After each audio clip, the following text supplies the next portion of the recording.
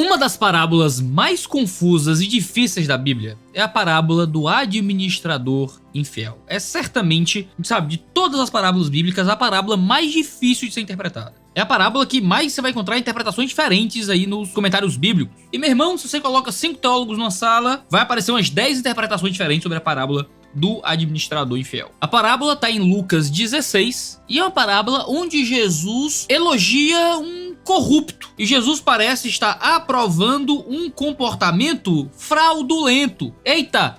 E agora? Seja muito bem-vindo ao 2 Dedos de Teologia. Eu sou Iago Martins, você está no meu escritório e hoje é mais um De Olho no Texto, o nosso programa de exegese do Antigo e do Novo Testamento. Jesus conta a seguinte parábola em Lucas 16. Jesus disse também a seus discípulos: certo homem rico tinha um administrador. Um dia, ele recebeu uma denúncia de que esse administrador estava desperdiçando os bens dele. Então, chamando-o, lhe disse: que é isto que ouço a seu respeito? Preste contas da sua administração, porque você não pode mais ser o meu administrador. O administrador, então, se pôs a pensar: que farei agora que estou sendo demitido pelo meu patrão? Trabalhar na terra não posso, de mendigar tenho vergonha. Já sei o que vou fazer para que quando for demitido, as pessoas me recebam em suas casas. Tendo chamado cada um dos devedores do seu patrão, perguntou ao primeiro: quanto você deve ao meu patrão? Ele respondeu: 100 barris de azeite. Então o administrador disse: pegue a sua conta, sente-se depressa e escreva 50. Depois perguntou a outro: e você quanto deve? Ele respondeu: 100 sacos de trigo. O administrador lhe disse: pegue a sua conta e escreva 80. E o patrão elogiou o administrador infiel por sua esperteza, porque os filhos do mundo são mais espertos na sua própria geração do que os filhos da luz. Então no verso 9, Jesus fala, interpretando a parábola: e eu recomendo a vocês, usem a riqueza injusta para fazer amigos, para que quando a riqueza faltar, vocês sejam recebidos nos tabernáculos eternos. E então ele começa a falar sobre dinheiro, generosidade, não sermos presos ao dinheiro e coisas assim. A gente tem aqui um administrador que é tratado por infiel, que é usado por Jesus como um exemplo positivo, que é elogiado pelo seu patrão. Complicado, confuso, como é que a gente entende isso? Vamos lá, pra gente entender a parábola, vamos começar aí do começo, que é contexto e público da parábola. Jesus está falando pra quem? E Jesus está falando no meio de que discurso? Já que a parábola aparece no meio de uma série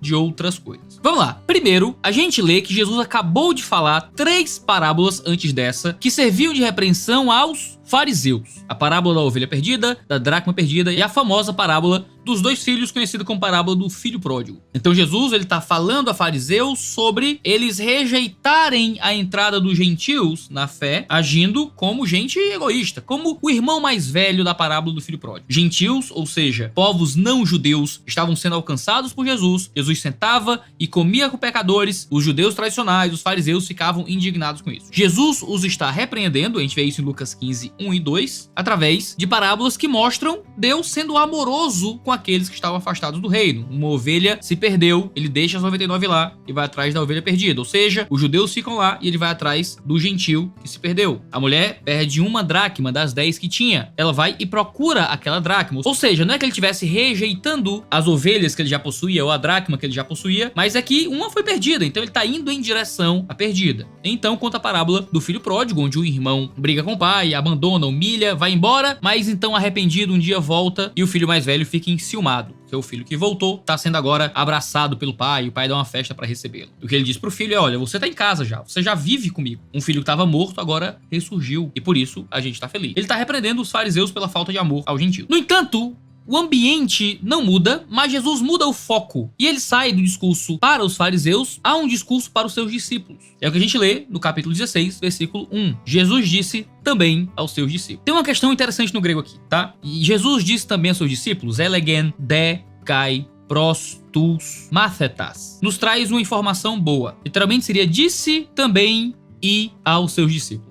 No grego, a conjunção pós-positiva, ou seja, uma conjunção que se posiciona após o que se quer marcar, de, representa um novo passo ou um desenvolvimento na história ou no argumento do autor. É o também aqui do texto. Isso significa que um autor dá um desenvolvimento distinto no seu argumento. Quando a gente encontra esse de, traduzido costumeiramente por também, a gente entende que o autor está construindo algo novo, adicionando nova informação. Então, se antes ele falava aos fariseus e os repreendia por algo muito específico, o que Jesus vai fazer agora não é entrar em oposição, mas é desenvolver e adicionar nova informação ao que já estava sendo dito. O que antes era só para os fariseus, agora vai passar também aos discípulos. Por isso, a audiência principal aqui se torna os discípulos. Os fariseus podem até fazer parte da audiência agora, mas só de forma secundária. Jesus, então, conta uma parábola, certo? Que parábola é essa? A famosa parábola do administrador infiel. Um homem muito rico possuía um administrador. A palavra para administrador é oikonomos, o qual era um servo que era carregado de várias tarefas por um senhor. O caso aqui parece ser que esse oikonomos era um homem livre, já que seria dispensado pelo homem rico. Ele não era um escravo ou um servo, era um trabalhador assalariado. No caso aqui da história, o administrador é acusado de desperdiçar o dinheiro do homem rico. A palavra aqui é diascorpizo, a mesma palavra usada para o filho pródigo na parábola do capítulo passado, que desperdiçou os bens do seu pai. Segundo a interpretação da maioria dos comentaristas, o administrador aqui fez mau uso do dinheiro do homem rico, assim como o filho pródigo fez mau uso do dinheiro do seu pai. Nessa parábola, o administrador usa de sagacidade para conseguir bens e aparentemente ele frauda e rouba o seu patrão e ele é elogiado por Jesus. Como é que isso pode acontecer? Se ele é um administrador que desperdiçou os bens do seu patrão. E aqui as coisas começam a ficar complicadas na interpretação da parábola. Alguns comentaristas, como Michael Parsons, vai defender que é mais provável que a audiência original de Lucas tenha entendido que esse administrador foi acusado falsamente e que o mestre o demitiu de forma sumária sem conferir a ele uma audiência apropriada. A base desse argumento é que o mestre aqui é descrito como rico e em Lucas os ricos são praticamente sempre entendidos como gente ruim. Jesus mesmo teria incluído os ricos na lista dos ais do capítulo 6, como uma maldição a eles. Por isso, a audiência estaria inclinada a ficar contra o rico. Em síntese, o administrador teria sido astuto ao passar para trás quem falsamente o acusou de desperdiçar o dinheiro e por isso foi elogiado por Jesus. O administrador soube usar o que estava ao seu alcance enquanto ainda podia para obter benefícios no futuro próximo. No entanto, essa é uma interpretação bem esquisita e pouquíssimo predominante. Ainda que não haja uma declaração categórica de que o administrador era infiel, como afirma o Robert Tannehill, sem que possamos de fato saber se ele foi desonesto ou não, a história foca no que ele fez para conseguir um futuro seguro para si. Contra o Parsons, a gente pode argumentar que sempre que Jesus queria criticar a postura de um rico, ele o fazia de forma explícita, o que ele nunca faz aqui. O pai do filho pródigo também se mostra como um homem rico e não é visto de forma negativa de modo nenhum. Por isso, inferir que o rico aqui é alguém que acusou falsamente esse homem é uma coisa meio esquisita, não parece fazer jus à parábola. Além disso, o personagem principal não é o homem rico, mas é o administrador, que de fato parece ter sido infiel, porque Jesus sequer apresenta uma defesa desse homem. O próprio uso da palavra desperdiçar que compõe a parábola passada do filho pródigo relaciona esse administrador infiel com o filho pródigo no momento da fuga, no momento do abandono e da apostasia. Então, nada nos faz pensar que o administrador infiel não seja de fato infiel aqui nessa parábola, porque o seu mestre o está de alguma forma o acusando falsamente. A ideia do texto não é essa. Então, vem na nossa história um segundo elemento que é bem complicado de ser entendido. O administrador adultera a dívida dos credores. Ele pede para que eles escrevam de próprio punho um valor de dívida que era inferior ao anterior. Em primeiro lugar, pela quantidade do que era devido, a gente percebe que os credores não eram homens simples. Eles deveriam ser outros homens ricos que tinham negócios com o mestre daquele administrador da parábola. Em segundo lugar, a gente vê que o administrador aplicou percentuais de descontos diferentes a cada credor. A dificuldade reside justamente em saber o que é que foi descontado. São três as explicações possíveis. Primeiro, ele descontou os juros que estavam sendo cobrados. Em segundo lugar, ele descontou a sua parte da comissão. Em terceiro lugar, ele pode ter dado um golpe no mestre, desperdiçando ainda mais o seu dinheiro. Vamos olhar para cada um desses três pontos. Primeiro, vamos pensar que ele descontou os juros que estavam sendo cobrados. A cobrança de juros era algo proibido pela lei de Moisés em Deuteronômio 23:19. Quando pessoas faziam isso, geralmente elas disfarçavam as taxas no valor do que era negociado. Se a gente considerar essa hipótese, então, o administrador infiel estaria conformando o mestre à lei, através de diminuir o que estava sendo devido, ao mesmo tempo que fazia um favor aos credores. O patrão não perderia dinheiro, ele até poderia achar ruim não ter o excedente ilegal que ele estava cobrando, mas ele estaria contra a parede e compelido a manter o que o administrador fez para que ele não ganhasse má fama. Já os credores, gratos pela dívida atenuada, estariam em dívida de retribuição com o administrador e esse poderia buscá-los quando precisasse. O elogio feito seria forçado. O patrão estaria elogiando o administrador porque este garantiu seu próprio futuro e ainda deu ao patrão a fama de generoso. Se o patrão desfizesse o que o administrador fez, ele não só perderia sua fama, que no caso não era merecida, como traria para si uma má fama de ganancioso ou opressor. Então, a astúcia é elogiada. Essa palavra caracteriza aquele que age com sabedoria e de fato é um elogio e não um sarcasmo. Por isso, o que é elogiado aqui não envolve a infidelidade do administrador ou o desperdício do administrador, mas a sua astúcia, sua sagacidade, dar um jeitinho de se dar bem e colocar o patrão contra a parede. Essa é uma interpretação muito interessante, mas é muito complicado entender como ele descontou porcentagens tão diferentes de cada uma das dívidas que as pessoas tinham com aquele patrão. São possibilidades de explicação. A gente não deve pensar também que os casos que são relatados na parábola esgotam todos os credores, mas que mostram um padrão de como o administrador agiu. Na segunda possibilidade, o administrador estaria abrindo mão de sua comissão e assim estaria beneficiando todas as partes envolvidas. O patrão continuaria recebendo o que lhe era devido e não teria que pagar nada ao administrador. Os credores poderiam quitar suas dívidas de forma atenuada, já que esse sempre é um elemento comum aqui, e o administrador poderia procurar os credores no futuro para pedir hospitalidade em troca daquilo que ele fez. O elogio seria dado porque o administrador soube como agir diante do conflito e de uma tragédia iminente. Ele reverteu a situação, ajeitou as coisas, corrigiu seus erros e ainda saiu ganhando. Já na terceira possibilidade, o administrador continua desperdiçando o dinheiro do seu patrão enquanto ele pode. Ele mantém o seu padrão de comportamento. Ou pior, chuta o balde e faz uma espécie de vingança contra o mestre. Da mesma forma que na primeira hipótese, ele coloca o mestre contra a parede. O dinheiro do patrão foi mais uma vez desperdiçado, mas se difere do começo da parábola, em que foi o administrador que não teve o que falar, já que dessa vez foi o patrão que ficou mudo. Ele viu o seu dinheiro ser desperdiçado novamente, mas foi colocado numa posição em que, se ele voltasse atrás daquilo que o administrador fez, ele próprio se condenaria. Aqui, o administrador foi astuto e o patrão o teria elogiado com um sorriso que esconderia o ódio no coração por ver o seu dinheiro sendo gasto. Porém, o patrão estaria ganhando fama de generoso, algo que era muito valorizado na cultura judaica, e o é ainda hoje, e ele considera que o valor da fama da generosidade é muito maior do que o dinheiro que foi perdido. Ele causou uma perda extra ao seu mestre para que preparasse um pequeno ninho de tranquilidade e segurança para ele depois que perdesse o emprego, como diria o comentarista Arthur Just. O ponto seguinte a ser tratado é o seguinte: o que seria a riqueza injusta aqui? Jesus estaria indicando que os seus discípulos fossem corruptos? Certamente não. A palavra traduzida para riqueza que é mamon, uma transliteração do aramaico que se refere a posses, a dinheiros, a bens, no seu sentido mais amplo. A característica de ser injusta é porque qualquer dinheiro que possamos receber provém do mundo, que diante da realidade celestial é algo sempre injusto e caído. A grande lição é que cristãos deveriam ser astutos no uso de suas posses, as quais, em última instância, pertencem a esse mundo injusto. Elas, em si, não apresentam a justiça que Deus tem. Elas são pouco quando comparadas ao muito que está reservado aos cristãos nos céus. E assim, o ponto final da parábola mata o grande ponto do que Jesus está fazendo aqui. Quando Jesus diz que os filhos das trevas são mais astutos que os filhos da luz, ele está justamente trazendo um homem caído,